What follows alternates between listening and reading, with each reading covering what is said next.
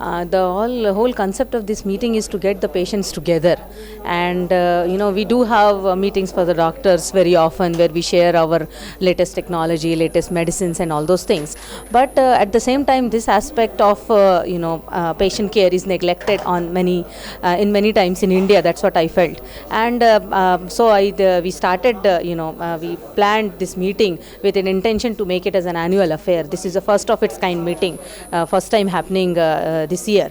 It's a platform for the patients who are treated and their families to get together with the other patients who are newly diagnosed or who are undergoing treatment, and to share their experiences, basically share their experiences about how what was their level of confidence when they started and how it improved gradually with treatment. And then if this first hand information coming directly from the patients who are treated to the other patients is the one of the best morale boosters for any patients, especially in cancer, in blood cancers. You all know that once you're anyone diagnosed with blood cancer, it is a sort of stigma, and it is they think that it is the end of the world. But we just want to remove that fear, and then that is the reason our title of our meeting is Life Beyond Fear. So that is not the end of the world, that is not the fear.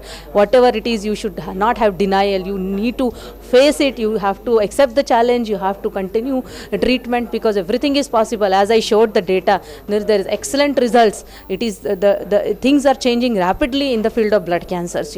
So what is happening is that there has been as I showed one of the graphs, I'll show it again. So that shows that since the last 4 or 5 decades there has been a significant improvement in the 5-year survivals of all types of blood cancers, from myeloma, lymphoma, leukemia, everything, and some touching even about 90% line. So the major reason for this is that the development of newer drugs, and this applies especially to conditions like myeloma and leukemia, where initially there were only few drugs and they had major side effects, and the response rate was 30 to 40%. But with these newer drugs, they are better tolerated, they have fewer side effects, the response goes around 80 to 90% sometimes, and the same time they can be administered with ease, many times in daycare. So that that has affected the quality of life of the patient. So what we are now focusing is not only on the care, we need to have a good quality of life, so that the patients should enjoy their life, same time, rather than just getting the burden of treatment.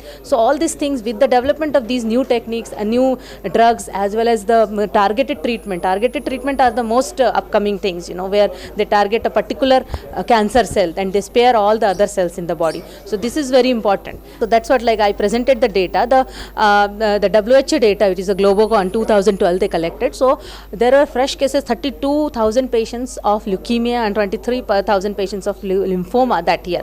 And you understand these are all the reported cases. So you can understand that what would be the actual scenario. It might be the tip of the iceberg. So a lot of things are unreported in India also.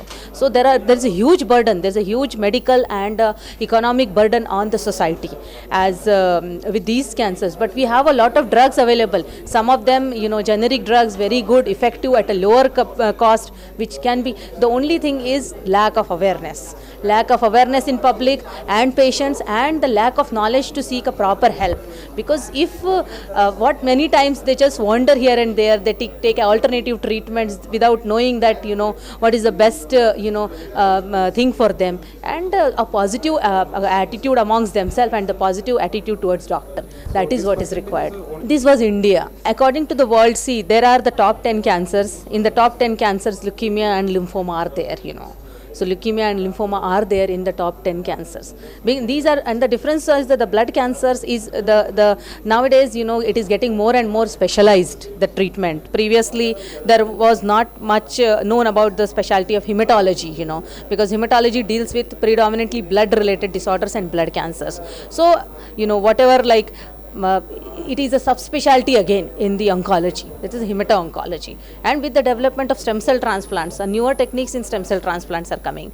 And in addition to that, a lot of supportive care development is there. Like we have new antibiotics, treatment for fungal infections, viral infections. We have rapid availability of the blood products like red cells transfusions, platelet transfusions, and all these things have made a huge difference in terms of survival and increasing the chances of cure. We are not losing losing patients to infections or bleeding because of all this, availability. Everything has some side effects, but what I mean to say is many new drugs are there which do not have that, side effects of the traditional chemotherapy that, we all know that for years, okay, chemotherapy is one which will give you this side effect, that side effect, those still are there, but the development of new drugs, they have some different sort of side effects, but they lack the severe side effects of the traditional chemotherapy. So with the development of, there is a lot of development in the field of hematology. That's what I want to say.